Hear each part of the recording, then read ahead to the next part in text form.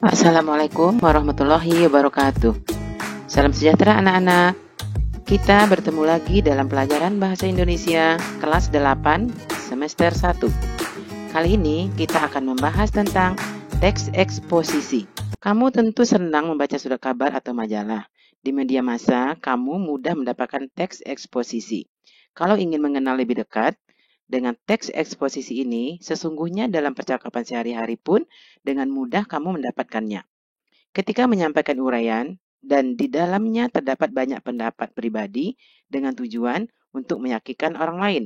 Berarti kamu sedang menyampaikan teks eksposisi. Pada saat berdiskusi pun demikian. Pertanyaan-pertanyaan yang berisi pendapatlah yang sering kamu lontarkan. Nah, sekarang kamu tidak lagi asing dengan teks tersebut, bukan? Baiklah anak-anak, Ibu akan membahas kompetensi dasar. Kompetensi dasar 3.5. Mengidentifikasi informasi teks eksposisi berupa artikel ilmiah populer dari koran atau majalah yang didengar dan dibaca. Kompetensi ini ada 3 bagian yang akan kita pelajari indikatornya. Yang pertama, menjelaskan pengertian teks eksposisi. Yang kedua, menganalisis unsur-unsur teks eksposisi meliputi gagasan dan fakta. Yang ketiga, merumuskan pola pengembangan teks eksposisi. Baiklah anak-anak, kita masuk ke pengertian teks eksposisi. Teks eksposisi adalah sebuah teks atau karangan yang menyampaikan ilmu pengetahuan atau informasi yang di dalamnya terdapat fakta-fakta dan pendapat yang menguatkan atau memperjelas informasi. Teks eksposisi memuat fakta dan pendapat atau gagasan yang bertujuan untuk meyakinkan pembaca.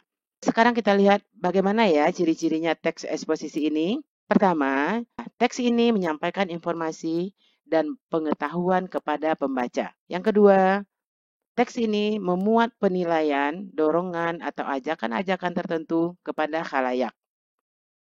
Yang ketiga, memuat fakta-fakta dan pendapat atau gagasan sebagai penguat informasi.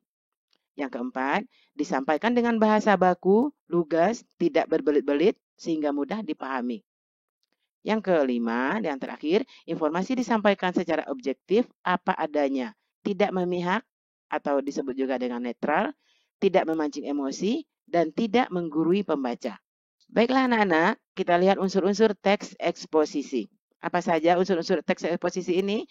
Kita lihat, teks eksposisi ini di dalamnya memuat gagasan dan fakta. Dua hal ini adalah unsur utama teks eksposisi. Sekarang kita lihat gagasan. Gagasan disebut juga dengan pendapat. Isinya berupa pernyataan yang mungkin berupa komentar, penilaian, saran, dorongan, atau bujukan. Contoh, jika pemerintah tidak cepat bertindak dalam 10 tahun mendatang, hutan Sumatera akan musnah dan diikuti oleh musnahnya hutan Kalimantan. Kalimat ini hanya berupa pendapat seseorang, belum jelas kebenarannya. Yang kedua, anak-anak, kita lanjut ke fakta. Fakta adalah keadaan atau peristiwa yang berupa kenyataan, sesuatu yang benar-benar ada atau terjadi. Fungsi fakta untuk memperkuat gagasan atau pendapat diharapkan lebih meyakinkan pembaca. Sebagai contoh kita lihat, selama bulan Januari sampai Oktober, 45% dari keseluruhan titik kebakaran terkonsentrasi di Provinsi Riau. Ini adalah fakta, ditandai dengan adanya bulan. Selama bulan Januari sampai Oktober, 45%. Ini sudah fakta, kenyataan yang sudah tidak bisa diragukan lagi. Ya, baiklah anak-anak, kita sudah paham apa itu gagasan dan fakta. Sekarang Ibu lanjut kepada pola pengembangan teks eksposisi. Pola pengembangan teks eksposisi ini ada beberapa macam. Yang pertama, pola umum khusus. Ini disebut juga dengan pola paragraf deduktif. Pada pola ini, ide pokok teks ditempatkan di awal paragraf, yang kemudian diikuti ide-ide penjelas. Pola demikian dikenal sebagai paragraf deduktif. Ide-ide penjelasnya merupakan perincian dari ide umum yang dikemukakan sebelumnya. Pola ini banyak digunakan dalam bacaan-bacaan sehari-hari. Sebagai contoh, kita lihat paragraf ini ya anak-anak. Uang bukanlah modal utama yang diperlukan apabila seseorang hendak memulai bisnis. Menurut motivator dan pengusaha muda, Edvan Muhammad Kautsar, aspek penting yang dibutuhkan seseorang untuk memulai bisnis adalah ilmu dan pengetahuan tentang bisnis yang akan dirintis. Calon pengusaha dapat belajar langsung dengan praktisi yang telah terlebih dahulu menekuni bisnis. Cara itu memungkinkan para calon pengusaha dapat bereksperimen secara langsung dan memilih bisnis yang sesuai. Kita lihat paragraf ini, ide pokoknya terdapat di awal paragraf. Ini yang berpengertian dari umum, secara umum, yaitu ide pokoknya, uang bukanlah modal utama yang diperlukan apabila seseorang hendak memulai bisnis. Kemudian dilanjutkan dengan ide-ide penjelas dengan kalimat seterusnya. Misalnya kalimat kedua, menurut motivator dan pengusaha muda, Irfan Muhammad Kausar, aspek penting yang dibutuhkan seseorang untuk memulai bisnis adalah ilmu dan pengetahuan tentang bisnis yang akan dirintis. Ya, ini hanya ide penjelas, yaitu pendapat untuk meyakinkan bahwa ide pokok di paragraf pertama itu adalah benar. Sekarang lanjut kepada pola pengembangan yang kedua, yaitu pola khusus umum. Ini disebut juga dengan paragraf induktif. Pola ini, kalimat utama terletak di akhir paragraf.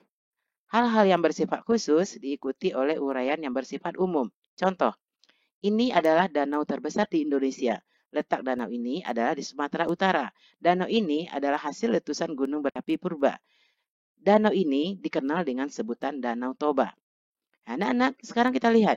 Paragraf ini, ide pokoknya terdapat di akhir paragraf, yaitu danau ini dikenal dengan sebutan Danau Toba. Kalimat pertama dimulai dengan kata ini. Ini adalah kata ganti. Kata ganti yang mengacu kepada Danau Toba. Ya, kemudian juga kalimat kedua, letak danau ini, kata ini juga kata ganti yang juga mengacu ke Danau Toba. Kemudian kalimat ketiga, danau ini adalah hasil letusan gunung berapi purba. Kata ini juga kata ganti yang mengacu atau menunjuk kepada Danau Toba. Jadi cukup jelas ya anak-anak, ide pokoknya terdapat di akhir paragraf. Selanjutnya Ibu masuk kepada yang ketiga, yaitu pola ilustrasi. Pola ilustrasi ini digunakan jika sebuah gagasan yang terlalu umum yang memerlukan ilustrasi-ilustrasi konkret. Ilustrasi tersebut berfungsi untuk membuktikan suatu pendapat. Di dalam hal ini, pengalaman-pengalaman pribadi merupakan bahan ilustrasi yang paling efektif dalam meyakinkan kebenaran suatu gagasan. Sekarang kita masuk ke pola pengembangan teks eksposisi yang terakhir, yaitu pola perbandingan. Untuk meyakinkan suatu pendapat, kamu dapat melakukan suatu perbandingan. Misalnya, membandingkan benda-benda, keadaan, atau yang lainnya.